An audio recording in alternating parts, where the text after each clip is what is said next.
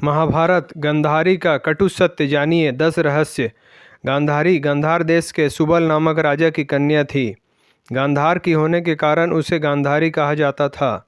गांधार आज के अफगानिस्तान का एक क्षेत्र था जिसे आज कंधार कहा जाता है। गांधारी के भाई का नाम शकुनी था।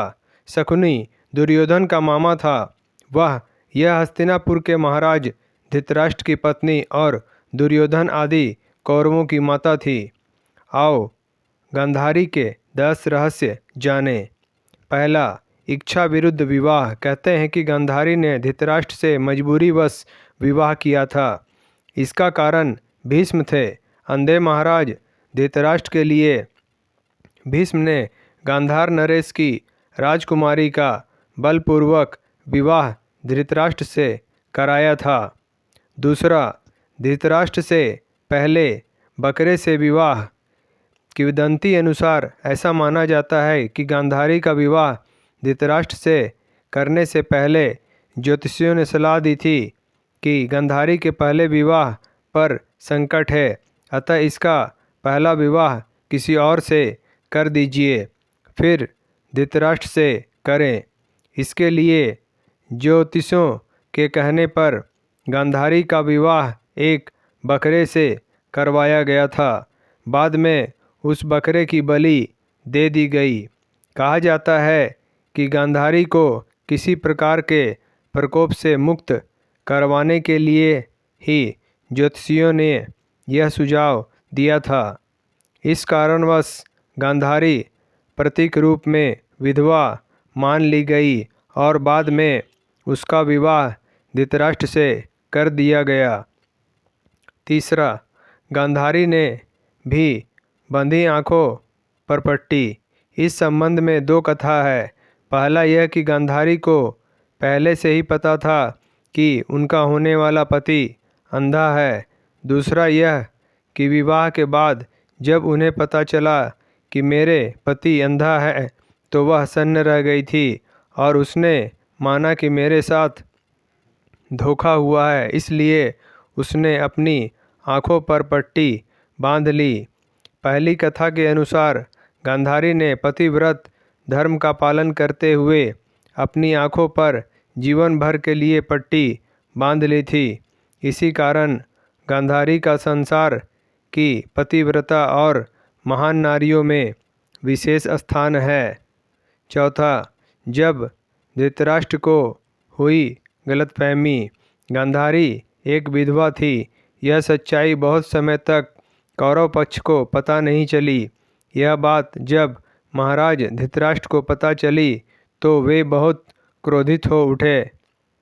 उन्होंने समझा कि गांधारी का पहले किसी से विवाह हुआ था और वह न मालूम किस कारण मारा गया। धृतराष्ट्र के मन में इसको लेकर दुख उत्पन्न हुआ और उन्होंने इसका दोषी गांधारी के पिता राजा सुबाल को माना। धृतराष्ट्र ने गांधारी के पिता राजा सुबाल को पूरे परिवार सहित कारागार में डाल दिया। कारागार में उन्हें खाने के लिए केवल एक व्यक्ति का भोजन दिया जाता था। केवल एक व्यक्ति के भोजन से भला सभी का पेट कैसे भरता। यह पूरे परिवार को भूखे मार देने की साजिश थी। राजा सुबाल ने यह निर्णय लिया कि वह यह भोजन केवल उनके सबसे छोटे पुत्र को ही दिया जाए ताकि उनके परिवार में से कोई तो जीवित बच सके, और वह था शकुनी। यह भी कहा जाता है कि विवाह के समय गांधारी के साथ उनका भाई शकुनी और आयु में बड़ी उनकी एक सखी हस्तिनापुर आई थी और दोनों ही यहीं रह गए थे। पांचवा, गांधारी में थी दिव्य शक्ति। गांधारी भगवान शिव की परम भक्त थी। शिव की तपस्या करके गांधारी ने भगवान शिव से यह वरदान पाया था कि वह जिस किसी को भी अपने नेत्रों की पट्टी खोलकर नग्न अवस्था में देखेगी उसका शरीर वज्र का हो जाएगा। युद्ध से पहले ऐसे में गांधारी ने अपनी आँखों की पट्टी खोलकर दुर्योधन के शरीर को वज्र का करना चाहा, लेकिन कृष्ण के बहकावे के कारण दुर्योधन ने अपने गुप्तांगों को पत्तों से छिपा लिया था, जिसके चलते उसके गुप्तांग और जांघें वज्र के समान नहीं बन पाए। इसी कारण अपने प्रण के अनुसार ही महाभारत के अंत में भीम ने गदा से दुर्योधन की जांघ पर प्रहार किया और दुर्योधन मारा गया।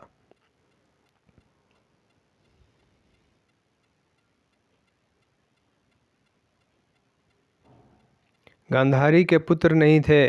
धृतराष्ट्र के पुत्र गांधारी के पुत्रों को कौरव पुत्र कहा गया, लेकिन उनमें से एक भी कौरव वंशी नहीं था। धृतराष्ट्र और गांधारी के 99 पुत्र और एक पुत्री थी, जिन्हें कौरव कहा जाता था। गांधारी ने वेद व्यास से पुत्रवती होने का वरदान प्राप्त किया था। इस वरदान के चलते ही गांधारी को 99 पुत्र और एक पुत्री मिली थी। उक्त सभी संतानों की उत्पत्ति 2 वर्ष के बाद कुंडों से हुई थी। गांधारी की बेटी का नाम दुशला था। गांधारी जब गर्भवती थी तब धृतराष्ट्र ने एक दासी के साथ सहवास किया था, जिसके चलते युयुत्सु नामक पुत्र का जन्म हुआ। इस तरह कौरव 100 हो गए। 7वां कुंती से थी गांधारी की प्रतिद्वंदिता। कुंती के पुत्र पांडव थे और गांधारी के पुत्र कौरव। प्रारंभ में दोनों ही एक ही महल में रहती थी, लेकिन राजगद्दी के चक्कर में दोनों में अप्रत्यक्ष रूप से प्रतिद्वंदिता रहती थी। कुंती एक अद्भुत महिला थी। पति की मृत्यु के बाद कैसे उन्होंने अपने पुत्रों को हस्तिनापुर में दाखिल करवाकर गुरु द्रोणाचार्य से शिक्षा दिलवाई और अंत में उन्हें राज्य का अधिकार दिलवाने के लिए प्रेरित किया, यह सब जानना अद्भुत है। जिस तरह कुंती ने संघर्ष किया, उसी तरह गांधारी ने भी संघर्ष किया। फिर भी दोनों महिलाएं एक दूसरे के सुख दुख में साथ देती थी। 8वां पुत्र और भाई के वश में गांधारी।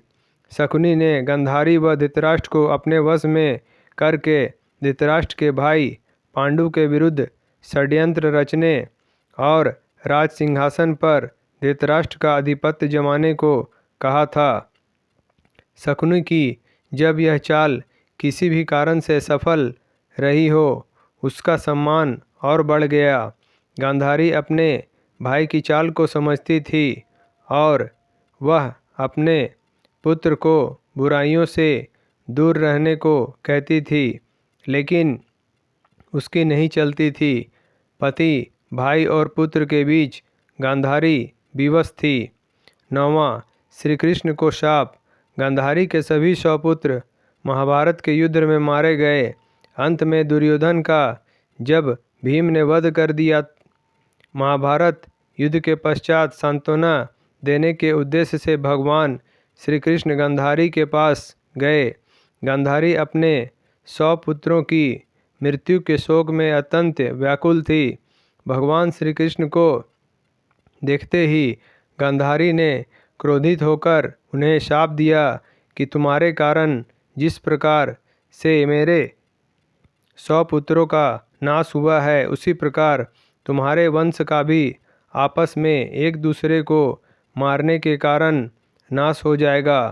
भगवान श्री कृष्ण ने गांधारी से कहा, देवी, मैं आपके दुख को समझ सकता हूँ। यदि मेरे वंश के नाश से तुम्हें आत्म शांति मिलती है तो ऐसा ही होगा। भगवान श्री कृष्ण ने माता गांधारी के उस शाप को पूर्ण करने के लिए अपने कुल के यादवों की मति फेर दी। मौसूल युद्ध के कारण जब श्री कृष्ण के कुल के अधिकांश लोग मारे गए तो श्री कृष्ण ने प्रभास क्षेत्र में एक वृक्ष के नीचे विश्राम किया।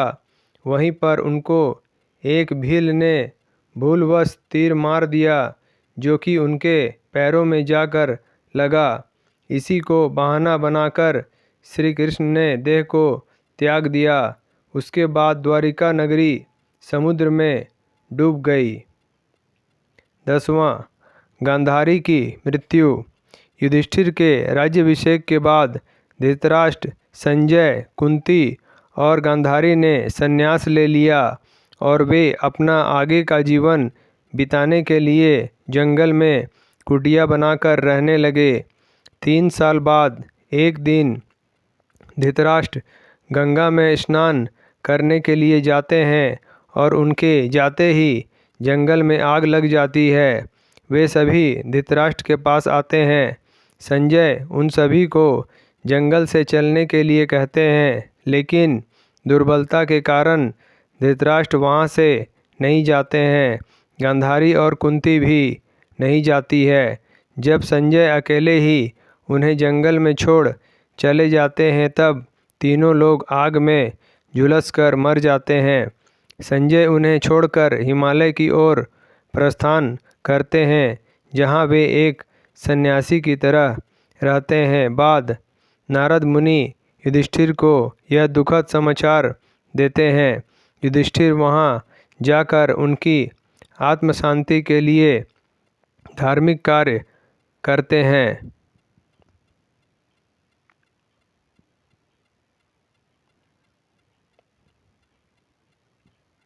दोस्तों, आपको हमारा वीडियो पसंद आया हो तो लाइक करें, शेयर करें, सब्सक्राइब करें और हमारी नई वीडियो के लिए बेल आइकॉन ज़रूर दबाएं। धन्यवाद।